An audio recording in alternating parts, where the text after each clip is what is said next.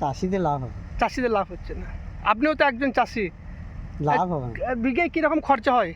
চাষি ভাই ছিল, চাষি ভাই আছে, ভবিষ্যতেও চাষি ভাইই থাকবে, চাষি দাদা কোনোদিন হতে পারবে না। আমি এই মুহূর্তে দাঁড়িয়ে আছি বাঁকুড়া জেলার ইন্দাস ব্লকের রোল গ্রামের চাষিদের কাছে। চাষিদের সঙ্গে কথা বলবো বলে, চাষিদের দুঃখ দুর্দশার কথা শুনবো বলে, চাষিদের সঙ্গে কথা বলে জানতে পারলাম চাষিরা খুবই কষ্টে চাষ করেন। চাষিরা যেভাবে কষ্ট করে চাষ করেন তার মূল্য পায় না এবং চাষিদেরকে মূল্যায়নও করা হয় না।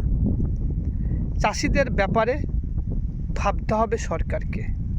চাষের যে যন্ত্রাংশ, সেই যন্ত্রাংশে সাবসিডি দিতে হবে। সার চাপানের দাম, ওষুধের দাম কমাতে হবে। আর চাষিদের কথা সরকারকে ভাবতে হবে।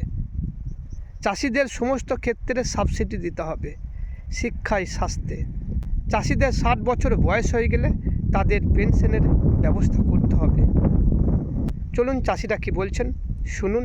তার আগে একটাই অনুরোধ, ফেসবুক দেখলে ফলো করুন, ইউটিউবে দেখলে সাবস্ক্রাইব করে পাশে থাকুন। চলুন ভিডিওটা দেখুন। বলছি, এবছর চাষের ফলন কেমন হয়েছে আর চাষিদের অবস্থা বর্তমানে কীরকম যদি একটু বলেন। চাষিদের অবস্থা তো বর্তমানে একদমই ভালো নেই। ধানের দাম বেশি, একটু দেখলে কি হবে, খরচা প্রচুর বেড়ে গেছে। লেবার দিয়ে কোনো কাজ করানো তো যাচ্ছেই না। আর এবছরের ধানের ফলন ওই বিঘেই 6 বস্তা 7 বস্তার বেশি হবে বলে মনে হচ্ছে না। ওটা কি খাস ধান? খাস ধান, যেটা গোবিন্দভোগ ধান বলে। গোবিন্দভোগ যেটা বলে। তারপরে এতে কি খরচা উঠে যাবে? খরচা উঠবে, কিন্তু একটা মানুষ শুধু খরচা উঠলেই তো হবে না, তার তো ঘর সংসার আছে, ছেলে মেয়ে আছে। চাষটাই যার পেশা, সেটা চলবে কি করে? শুধু খরচাটা উঠলে হবে কি? তাকে তো বাঁচতে হবে। তো এখন এই মেশিন হয়েছে বলে কি অনেকটা খরচা সেভ হচ্ছে? মেশিন হয়ে বেশ কিছুটা সেভ হয়েছে। হাতে কাটলে কি রকম খরচা হবে? আর অনেক অনেক বেশি খরচ। মানে দুমুখ সমান হয়ে যাবে। কাটতেই তো শুধু 2000 টাকা, বাঁধতে খরচা আছে, বাড়ি নিয়ে যাওয়া গাড়ি ভাড়া আছে, বাড়িতে ঝাড়ার লেবার আছে, ও প্রচুর খরচ। 1 বিঘে জমিতে কত খরচা হয় এই গোবিন্দভোগ ধান চাষ করতে? গোবিন্দভোগ ধান চাষ করতে ভাইপো কত খরচা হবে? 1 বিঘে জমি মানে 12-13 হাজার টাকা খরচা। আর তো ধান বিক্রি হচ্ছে আপনার 15-16 হাজার টাকা। হ্যাঁ, কারণ এটা বাদি করলে তো হবে না, মানে উঠেই যে ধানটা উঠেই যে রেট সেটাই হচ্ছে চাষিরা পায়। যে বেঁধে রাখে সে তো ব্যবসাদার, ব্যবসা হয়ে গেল। তার মানে ওই দুমুখ সমান সমান সে লাভ কিছু হয় না, সামান্য তবুও চাষ করতে হবে। চাষ করে ছেলে মেয়ে মানুষ করা, তাদের লেখাপড়া করানো, এটা সম্ভব নয়। এই আপনারা কি সরকারের কাছে কিছু দাবি করবেন? আপনাদের বিশেষ কিছু প্যাকেজ দেওয়া আর দেওয়া? কৃষককে তো সরকারের দেখা উচিত সব থেকে আগে। একটা কৃষক, সেই তো পুরো দেশের পেট পালছে। আজকে একজন কি বলবো, একজন মিনিস্টার, এর মন্ত্রী, তাকে কাঁচের ঘরে ঢুকতে গেলে তার খাবার চাই। তো সেই খাবারের যোগান তো কৃষক দিচ্ছে। তাদের নিজেদের জীবনকে কি বলবো বন্ধক রেখে, রোদ ঝড় জল শীত গ্রীষ্ম বজ্রঘাত বৃষ্টি সবকিছু মাথায় রেখে, সবকিছু মাথায় নিয়ে সে পুরো দেশের কি বলবো খাবারটা তৈরি করছে। এবং এবং চাষিদের মধ্যে বড় মনের মানুষ দুনিয়ায় কোথাও দেখতে পাবেন না। কোটি কোটি টাকার জিনিস মাঠে ফেলে রেখে দিয়েছে, যেটা আম্বানি আদানিও ফেলে রাখতে পারবে না। সিকিউরিটি দিয়ে ফেলে রেখেছে, কিন্তু চাষিরা কোনো সিকিউরিটি নাই, ওপরওয়ালার ভরসায় ফেলে রেখে দিয়েছে। এরকম মন তো চাষিদেরই আছে, আর কাউরির নেই।